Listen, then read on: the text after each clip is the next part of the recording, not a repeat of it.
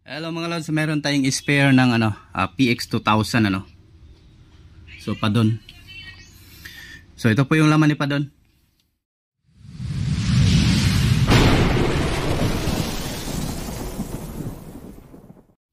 Ayan.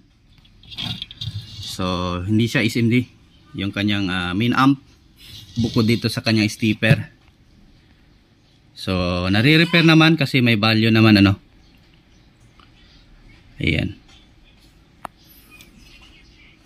At may nakasulat din in case masunog yung resistor or capacitor. Ayan, may nakasulat naman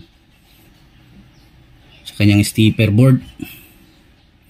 So meron pala to siyang dalawang fast recovery diode na 30 U60 at dalawang MOSFET na kanyang stepper 70N20. So and the rest puro na yan 2SA 1943. Ayan, bali 2, 4, 6, 8, 10, 12, 13. So 13 pairs. So 13 na pares ng transistor. Ayan. Ito yung bias niya. So naka ata to, MGE ata to siya. 340, MGE 340. Then ito yung final driver niya. Second to the final driver naman, MGE din siya na 15034G.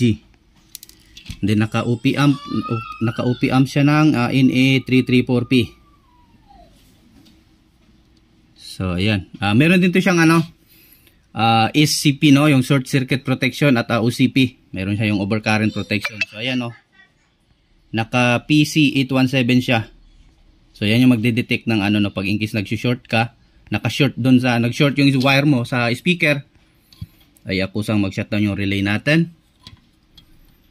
Ayan naka din siya, naka-diode din siya FR, fast recovery diode 307.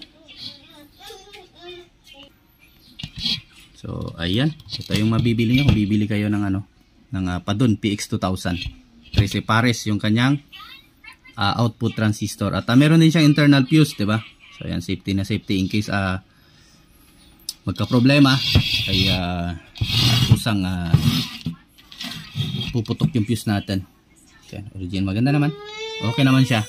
Kulay black yung yung board, hindi maklon. Hindi magaya. So ayan, abang na lang sa ating sa ating YouTube at Ortec TV. I-search nyo lang Ortec TV official. So ayan.